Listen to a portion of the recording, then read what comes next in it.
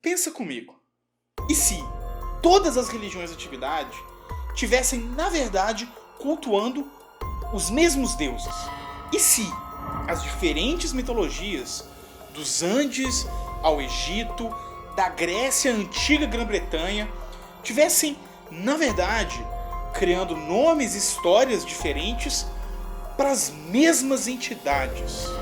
E se essas entidades não forem sobrenaturais, mas sim reais?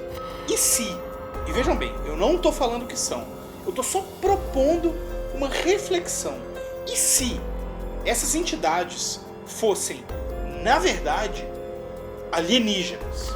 E se esses deuses alienígenas do passado vieram à Terra milênios atrás e conduziram experimentos genéticos em uma espécie de primata que aqui habitava, levando ao desenvolvimento da vida inteligente do que hoje é o Homo sapiens? E todas as civilizações antigas registraram nos seus túmulos, muros e templos as evidências da visita desses deuses alienígenas do passado. Essa história parece familiar para você? Você acha que você já viu alguma coisa parecida com isso num livro na estante daquele seu tio hippie? Ou talvez em alguma madrugada assistindo algum documentário de qualidade duvidosa no History Channel? Bom, na verdade, essa é a premissa de um dos novos filmes da Marvel, Os Eternos. Meus amores e minhas amoras, bem-vindos ao Mimimídias. Meu nome é Tavos Mata Machado e hoje a gente vai falar sobre o filme Os Eternos, sobre a lenda dos quadrinhos de Jack Kirby e sobre deuses alienígenas do passado, ou alguma coisa do tipo. E a gente ainda vai receber uma convidada muito especial para conversar com a gente, que eu vou apresentar daqui a pouco. Bom, mas vamos começar do começo. De 18 a 22 de julho de 2019 aconteceu a San Diego Comic Con, que é a mais importante convenção de cultura pop da atualidade, onde todas as maiores empresas do entretenimento contemporâneo aproveitam para anunciar e apresentar suas próximas franquias, lançamentos e produtos. A conferência da Marvel Studios, que é responsável pelos filmes do universo cinemático da Marvel, o famoso MCU, é sempre muito antecipada. E a desse ano era muito especial. Com o fim desse primeiro ciclo do MCU, que se encerrou em Vingadores Ultimato, muita gente estava curiosa para saber o que vinha pela frente.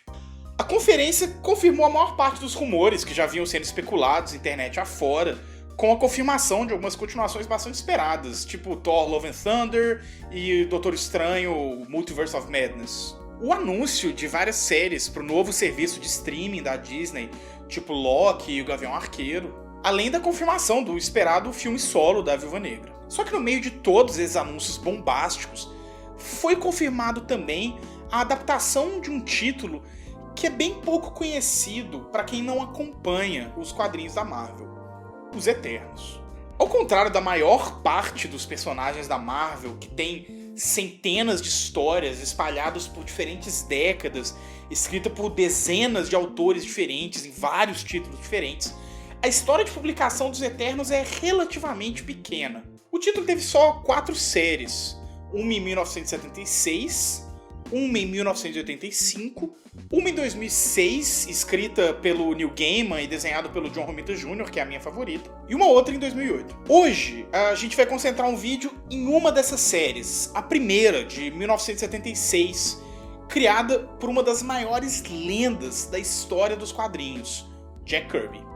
Chega a ser uma injustiça eu tentar resumir a história toda do Jack Kirby em, 2 minutos de vídeo, até porque a história de vida desse cara se confunde com a história dos quadrinhos americanos. Desenhista desde os anos 30, ele navegou por basicamente todos os gêneros dos quadrinhos do século XX. Sátira, charge política, tirinhas, policiais, quadrinhos de horror, faroeste e, óbvio, super-heróis. Ele foi o responsável por criar o Capitão América nos anos 40 junto com o Joe Simon. Sobreviveu à década de crise dos quadrinhos, os anos 50, e chegou muito bem nos anos 60, fazendo parceria com o Stan Lee na Marvel, para criar uma galeria de personagens históricos, tipo Thor, o Homem de Ferro, o Quarteto Fantástico, o Galactus, o Surfista Prateado, o Hulk, o Pantera Negra, o Doutor Destino. Ele sai da Marvel no fim dos anos 60 e tem uma passagem histórica na concorrência, na DC, onde ele cria a linha Quarto Mundo, de onde saiu um vilão muito importante, o Darkseid. Em meados dos anos 70 ele volta triunfalmente para Marvel, quando o fascínio dele pelo mundo cósmico e pelas mitologias antigas finalmente vão dar origem aos 16 números da primeira série de Os Eternos. Jack Kirby é um titã das histórias em quadrinhos. A premissa de Os Eternos começa com seres cósmicos de escala titânica de tempos imemoriais, os Celestiais. Essa misteriosa raça alienígena viaja pelas galáxias fazendo experimentos com diferentes formas de vida. Há cerca de 1 milhão de anos, os Celestiais chegam na Terra e começam a fazer experimentações genéticas com uma espécie de primata que eles encontram aqui, que vai dar origem ao surgimento de 3 tipos diferentes, 3 espécies diferentes de vida inteligente. Alguns poucos se tornam eternos, seres belos, altivos e imortais, com poderes sobre-humanos, tipo super força, levitação e a capacidade de transformar a estrutura molecular de objetos, por exemplo.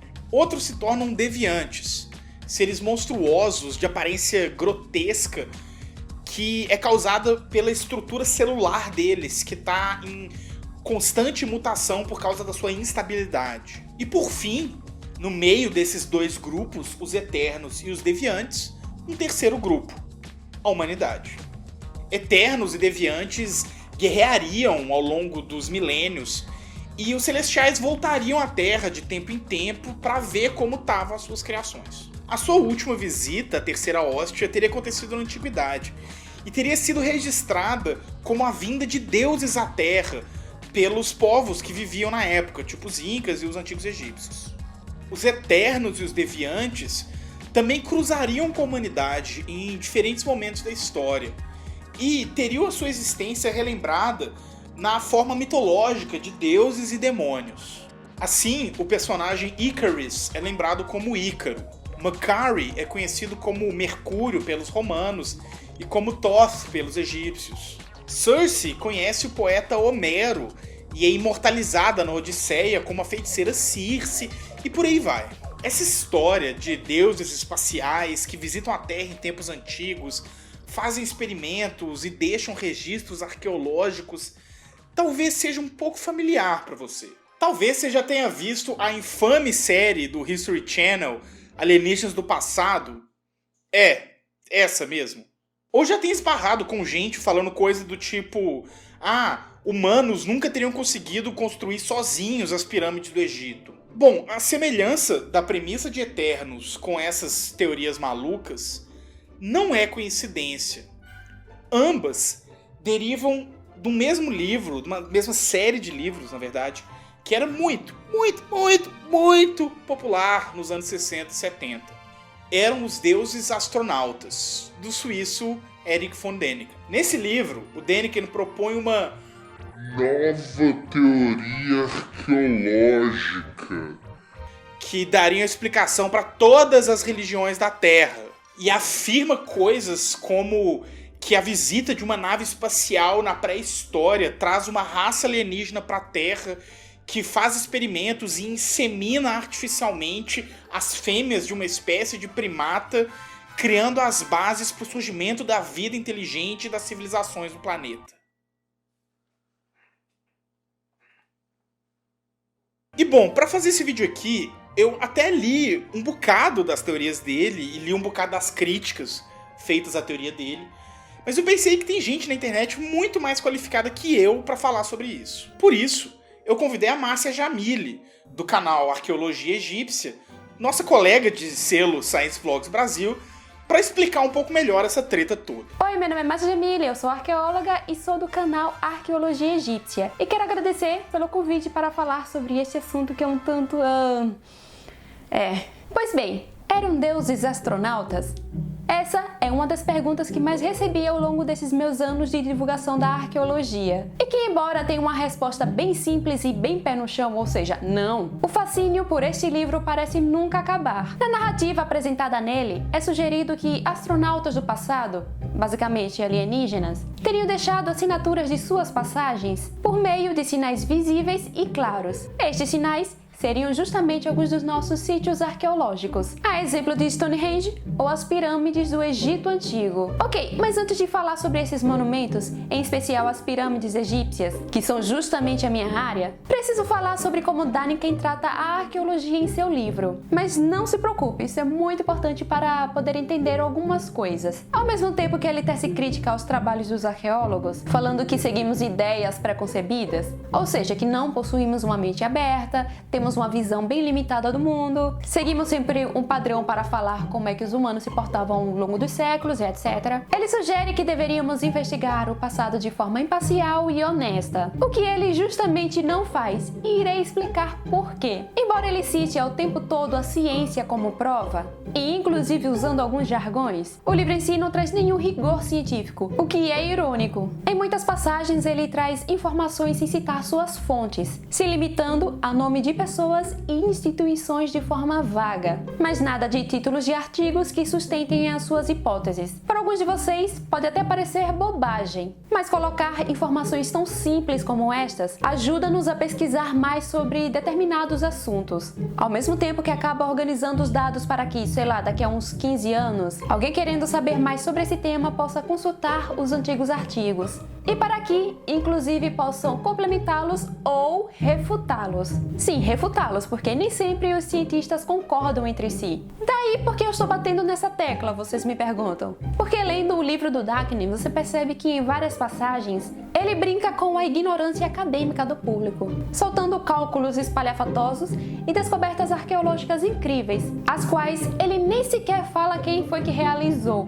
Um dos exemplos que mais chamou a minha atenção é quando ele fala que lentes lapidadas de cristal foram encontradas no Egito. Tá, meu caro, mas que lentes são essas? Em que sítio foi encontrado e por quem? Em qual laboratório ela está? Qual o número tombo? Número tombo são aqueles códigos que escrevemos em cada pecinha arqueológica. Essas informações servem como mapa para os arqueólogos para que eles possam saber de qual objeto a pessoa está falando, entendem? Então vamos a um dos pontos mais polêmicos desse livro, que em verdade é a grande premissa dele, que é a ideia de que os humanos da antiguidade não possuíam inteligência ou tecnologia o suficiente para fazer grandes feitos, a exemplo das linhas de Nazca, pirâmides, mapas, etc. Bem, eu concordo que é difícil imaginar que humanos, há milênios e com tecnologia precária, poderiam cortar e empurrar grandes pedras. Mas a arqueologia experimental, que é um ramo da arqueologia que trabalha, dentre várias coisas, com a tentativa de se replicar artefatos antigos, se utilizando das mesmas ferramentas do passado, já foi capaz de mostrar que essas coisas sim, são possíveis. Vamos pensar na Grande Pirâmide, por exemplo. Somente um daqueles blocos pode pesar toneladas. Então, testes experimentais foram feitos ao longo dos últimos anos e mostraram que é possível sim talhar uma pedra calcária com um cinzel de cobre e que é possível sim puxá-las com trenó. Tudo isso é possível. O problema é que seria à custa da saúde e da força braçal de muitas pessoas. O cemitério dos construtores das pirâmides está aí para mostrar. Pena que alguns documentários se preocupem em focar em teorias malucas sobre a construção da Grande Pirâmide do que nos trabalhos de análise dos ossos das pessoas que sofreram para construí-la. Ele foca tanto na incrível tecnologia dos astronautas do passado que simplesmente ignora a engenhosidade humana. Cria uma história imaginária de colonizadores de outros planetas, mas minimizando o tempo todo os feitos da humanidade de uma forma geral. E se limita à sua percepção do que o humano é capaz ou não de fazer. Inclusive insinua que estes colonizadores interplanetários fecundaram fêmeas do nosso planeta, o que explicaria o nosso salto evolutivo. Neste salto evolutivo que sugere, ele ignora plenamente os fósseis dos vários hominídeos que foram encontrados ao longo das últimas décadas. Humanos, por necessidade ou curiosidade, caminharam quilômetros para formar mapas geográficos, levando meses ou anos para concluí-los. Para nós, este é um pensamento inconcebível graças à nossa filosofia de que tempo é dinheiro e o nosso sedentarismo que praticamente nos obriga a comprar comida por aplicativos. Já para Daphne, em vez de se perguntar quanto tempo eles levaram para fazer isto, usar algum tipo de cálculo? Qual era a logística? Quantas pessoas estavam envolvidas nesta empreitada? Que é justamente as perguntas que fazemos, ele optou pelo mais fácil, achar que seres de outros planetas nos passaram a cola. Para quem não leu o livro, ele até encrenca com a coletânea de contos As Mil e Uma Noites, que é advinda do Oriente Médio e da Ásia, sugerindo que na época em que eles foram escritos, as pessoas não teriam criatividade para tal. E como para ele as pessoas do passado não teriam criatividade para coisas engenhosas, obviamente que se elementos parecidos surgissem em sociedades distintas, isso queria dizer que seria mais uma prova de que essas sociedades teriam sido visitadas por esses deuses astronautas.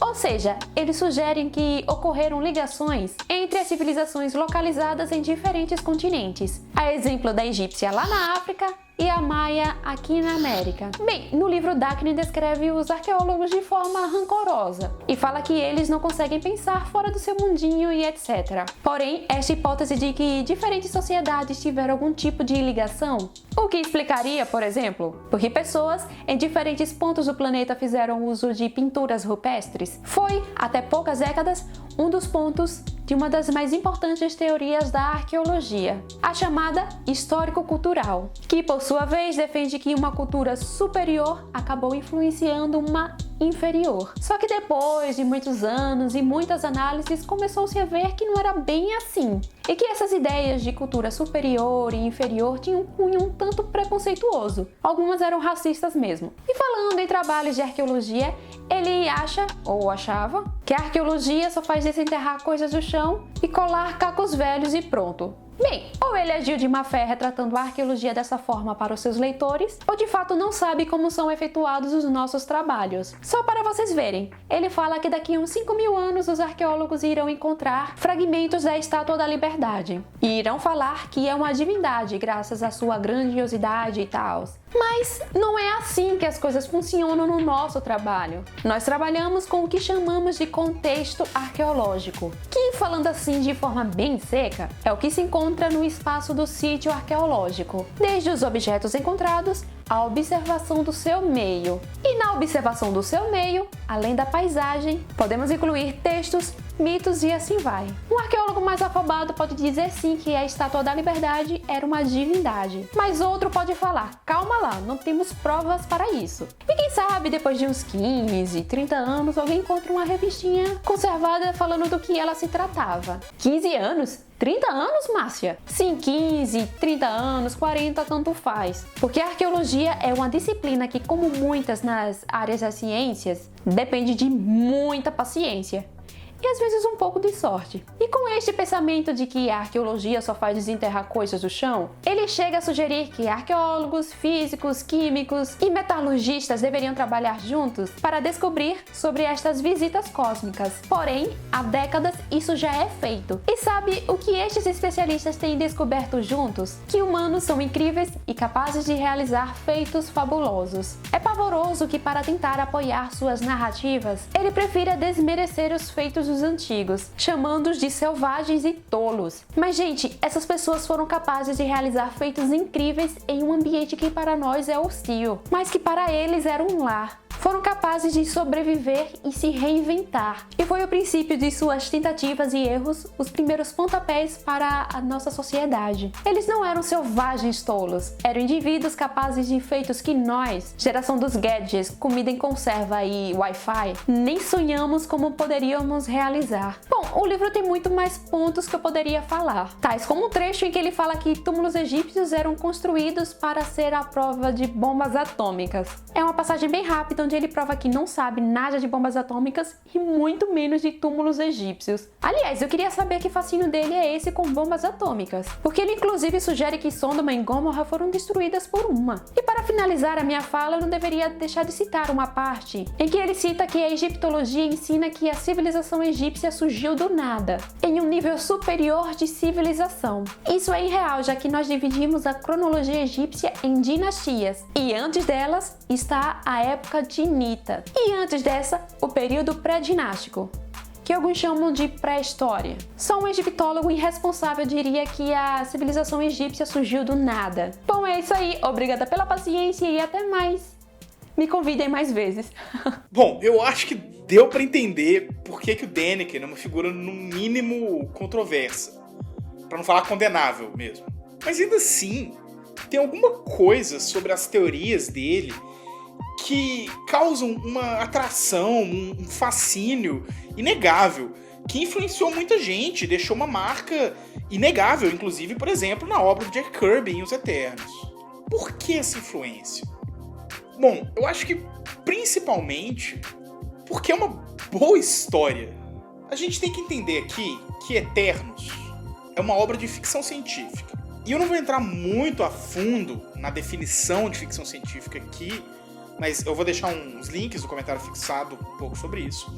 Mas a gente tem que pensar que a ficção científica é, mais do que científica, ficção.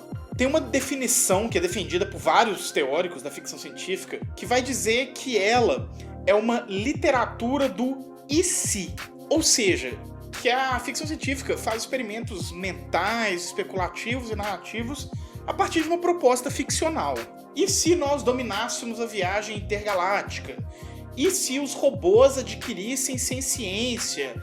E se a ciência descobrisse a fórmula da imortalidade?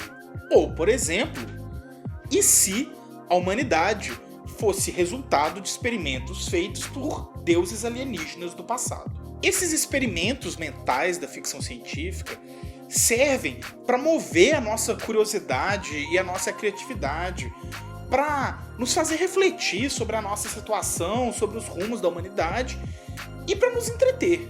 O problema das teorias do Däniken em relação, por exemplo, às histórias do Jack Kirby é que elas não se apresentam como ficção científica. Elas se apresentam como ciência, como verdade e com a cacetada de problema metodológico que a Márcia já explicou muito bem. Ao contrário da ficção científica, que pretende nos oferecer cenários especulativos para fomentar a nossa curiosidade científica, o trabalho do Däniken pretende apagar o discurso científico e arqueológico e o substituir por algo muito nocivo. Enquanto Os Eternos, do Jack Kirby, podem encorajar, por exemplo, uma criança a querer saber mais sobre os povos incas e a talvez um dia virar uma arqueóloga, a obra do Däniken semeia desconfiança contra os arqueólogos, contra a arqueologia e, por extensão, contra a ciência como um todo. Tudo bem que os livros do Däniken talvez ofereçam uma boa história. Eu admito que deuses alienígenas do passado pode soar como um negócio muito legal, mas, infelizmente, a ciência nem sempre é feita de boas histórias. Ela é feita de trabalho duro, longo, coletivo e por vezes até entediante, de milhares de cientistas no mundo inteiro, ralando muito para descobrir nem que seja um pedacinho da nossa história e do nosso mundo, para ajudar a gente a aprender pelo menos um pouco mais sobre o nosso passado, o nosso presente e o nosso futuro. Então, se você quer conhecer mais sobre as religiões andinas ou a mitologia egípcia, por que não procurar o trabalho de arqueólogos referenciados na área ou divulgadores científicos da arqueologia? Se você tá afim de uma boa história, olha para artistas tipo Jack Kirby que estão aí oferecendo um universo de cis pra gente. E não para um charlatão tipo o Däniken, cujo trabalho só serve para fechar as janelas da curiosidade científica. Pessoal, marca o dia 17 de agosto na sua agenda. Essa data é muito especial, a gente vai fazer uma live do Mimimídias, uma live de produção dos vídeos, para você que sempre quis saber como que são nossos bastidores. É um sábado, dia 17 de agosto, começando às 14 horas, a gente vai passar a tarde inteira, até de noite, fazendo vídeos, conversando com vocês, mostrando como que é nossos bastidores, mostrando um pouquinho desse processo para você que sempre teve essa curiosidade. A live não vai ser gravada, não vai ficar no canal depois, então se você não vier aqui sábado, não adianta chorar, foi mal, você vai perder.